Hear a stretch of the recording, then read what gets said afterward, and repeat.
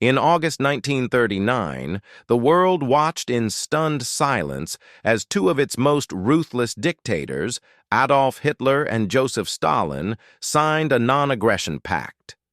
It was an unholy alliance between sworn ideological enemies, a cynical deal to carve up Eastern Europe between them. But less than 2 years later, at the very height of his power, Hitler would unleash the largest invasion force ever assembled against his supposed ally. On a single day, more than 3 million soldiers surged across a front, stretching nearly 3,000 kilometers.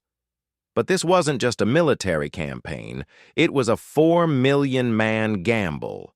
It was an ideological war of annihilation, a crusade to eradicate communism, enslave entire populations, and seize new living space for the German Empire.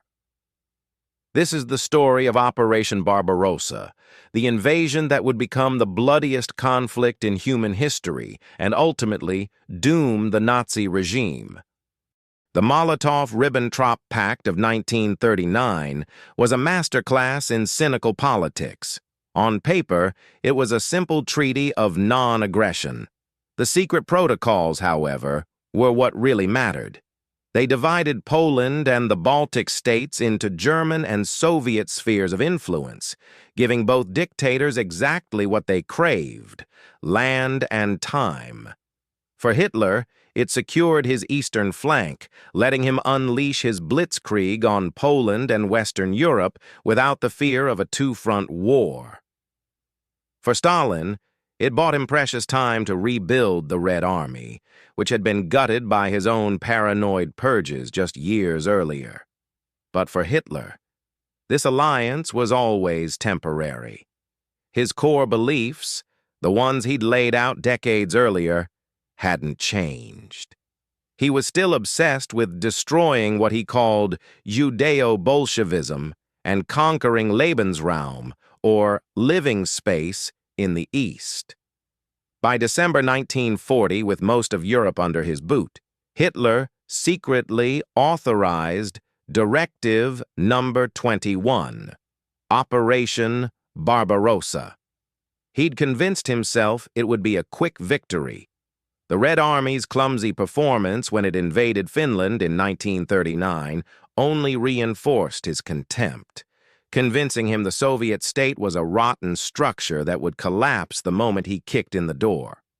Stalin, on the other hand, was living in a state of profound denial. He was flooded with intelligence reports from his own spies and even got warnings from Britain, but he refused to believe an attack was coming. He dismissed the massive German troop buildup on his border, over 3 million German soldiers and nearly 700,000 of their Axis allies by June 1941, as nothing more than a bluff. Hitler, he thought, wasn't foolish enough to open a second front while still fighting Britain. Stalin even ordered his men to shoot any German soldiers who crossed the border to warn them, believing they were provocateurs. This colossal miscalculation left the Soviet Union dangerously unprepared. Its troops were poorly positioned, its fortifications were half-finished, and there was no coordinated plan for defense. Stalin had been completely outmaneuvered, and his people were about to pay a horrific price. At dawn on June 22, 1941, the gamble began. Without any declaration of war, Operation Barbarossa was launched.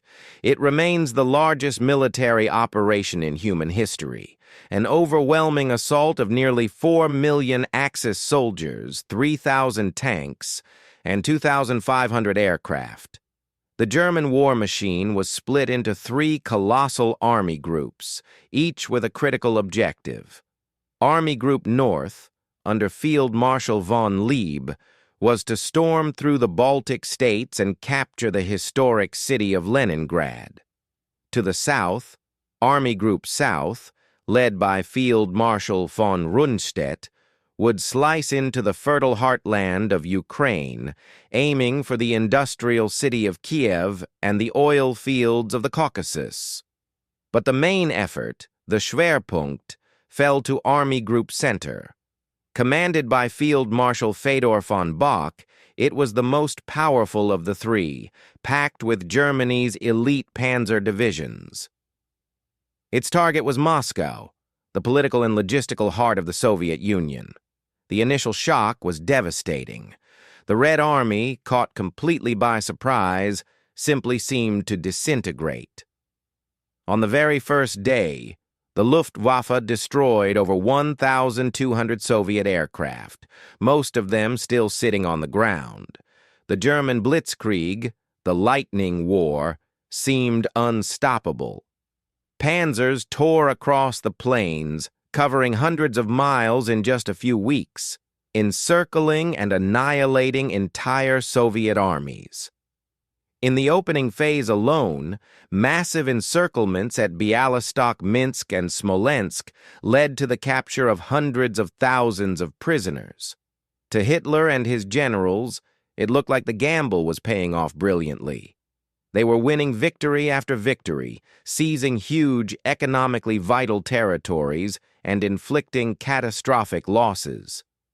By the end of the first week, German forces were 200 miles deep into Soviet territory, having killed, wounded, or captured an estimated 600,000 Red Army soldiers. Hitler's boast that the Soviet Union would collapse in a few weeks seemed like it was about to come true.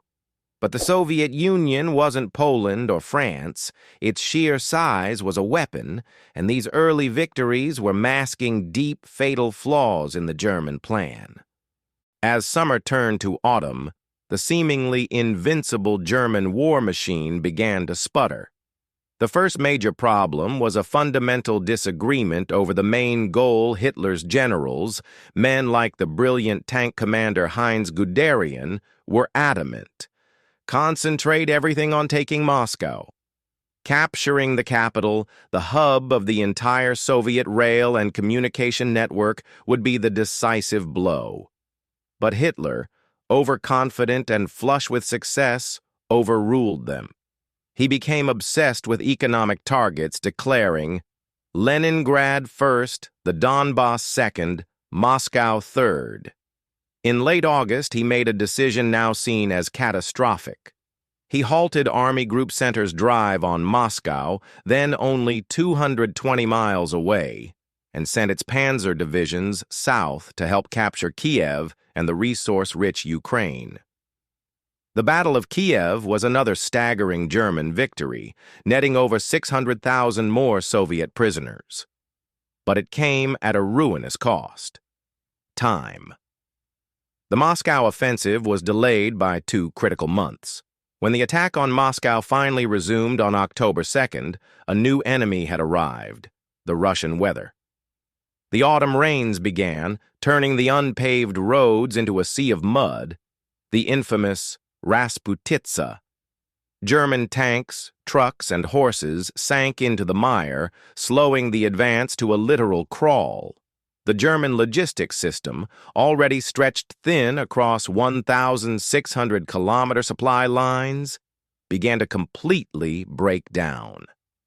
And then came the cold. In their arrogance, the German High Command had planned for a summer campaign. They hadn't issued winter clothing. As temperatures plunged to minus 30 degrees Celsius, German soldiers were left fighting in thin summer uniforms, stuffing newspapers inside for insulation. Engines seized up, weapons jammed, and frostbite took over 100,000 casualties before a single shot was even fired in the winter battles. On December 5, 1941, exhausted, half-frozen, and out of supplies, the German advance ground to a halt, with the spires of the Kremlin literally in sight. At that exact moment, the Soviets unleashed a massive counteroffensive, throwing in fresh, well-equipped Siberian divisions trained for winter war. The shocked Germans were pushed back hundreds of miles. Hitler's gamble for a quick victory had failed. The failure before Moscow was the moment Operation Barbarossa was truly lost. Germany would never again have the strength to attack along the entire Eastern Front. But the ultimate symbol of the failed gamble, the one battle that became the turning point of the entire war in Europe, was Stalingrad. In the summer of 1942, Hitler, still confident, launched a new offensive, Operation Blue, aimed at the Caucasus oil fields. As part of this drive, the German Sixth Army was ordered to capture Stalingrad, an industrial city on the Volga River that happened to bear Stalin's name. What started as a secondary objective quickly became an all-consuming obsession for both dictators. Hitler wanted the city for its symbolic value. Stalin, issuing his famous "not one step back" order, demanded it be held at any cost. The battle for Stalingrad devolved into some of the most brutal urban warfare in history. The city was bombed into a wasteland of rubble, and the fighting became a savage room-by-room struggle the soldiers called Rattenkrieg, Rat War. By November, the Germans held nearly 90% of the city, but the Soviet defenders were desperately clinging to a narrow strip of land on the Volga's western bank, ferrying in just enough men and supplies to keep the fight going. While the Sixth Army was being bled white in the ruins, the Soviet General Georgy Zhukov was quietly assembling a million-man army on the German flanks, which were thinly guarded by weaker Romanian and Hungarian troops. On November 19, 1942, the Soviets launched Operation Uranus. This massive pincer movement smashed through the Axis flanks and, in just a few days, completely encircled General Paulus's entire Sixth Army, nearly 300,000 men. Hitler, in a fit of delusion, forbade any attempt at a breakout, promising the trapped army could be supplied by air. The Luftwaffe's airlift was a catastrophic failure, leaving the men of the Sixth Army to starve and freeze in the Russian winter. After 2 more months of hopeless agony, the last skeletal remnants of the Sixth Army surrendered. Of the 91,000 men taken prisoner, only about 5,000 ever saw Germany again. The destruction of an entire field army was a disaster from which the Wehrmacht would never recover. The tide of the war had turned for good. Stalingrad was more than a military catastrophe. It was a psychological death blow to the myth of German invincibility. From that moment on, the Red Army owned the initiative on the Eastern Front for Germany. The war became a long, brutal retreat that would end 2 years later in the rubble of Berlin. The sheer scale of the conflict is difficult to wrap your head around.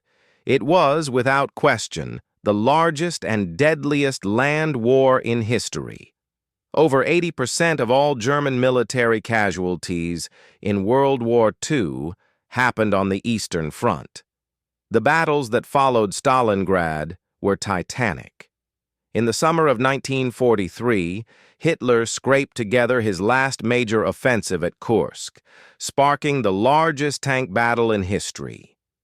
It was yet another German defeat, one that permanently crippled their ability to attack. But beyond the battlefield, the war was a war of annihilation. Just as the Nazis had planned, Nazi ideology viewed the Slavic peoples as Untermenschen, or subhumans, a belief that led to atrocities on a genocidal scale. Paramilitary death squads called Einsatzgruppen followed the army, murdering over 1 million Soviet Jews in mass shootings. The Germans implemented a hunger plan, a deliberate policy of starvation designed to kill millions of civilians. Of the more than 5 million Soviet soldiers captured, over 3.3 million were deliberately starved, frozen, or worked to death, denied the basic protections of the Geneva Convention. All told, the war on the Eastern Front claimed as many as 30 million lives, a staggering figure that dwarfs the casualties of all other theaters of World War II combined. The Soviet Union alone suffered around 27 million dead, both soldiers and civilians. The physical destruction was almost total, with thousands of towns and tens of thousands of villages simply wiped off the map. This was the ultimate price of Hitler's gamble, a continent drowned in blood and a path of ruin that led directly back to the heart of the Reich. In the end, Operation Barbarossa was a campaign born of ideological fanaticism, racial hatred, and breathtaking arrogance. Hitler's central gamble, that the Soviet Union would shatter with a single decisive blow, was based on a fatal underestimation of his enemy and a complete disregard for the hard realities of geography and logistics. The invasion failed for a cascade of reasons. It failed because of Hitler's flawed strategy, which fatally delayed the push on Moscow. It failed because of logistical overreach. The German supply system simply couldn't sustain an army across the vast hostile expanse of Russia. It failed because the German command was utterly unprepared for the ferocity of the Russian winter. And maybe, most importantly, it failed because they underestimated the raw resilience of the Soviet people. The very brutality of the Nazi occupation, designed to crush all resistance, instead fueled a fire of hatred and a determination to fight to the bitter end. The 4-million-man gamble was the pivotal turning point of the Second World War.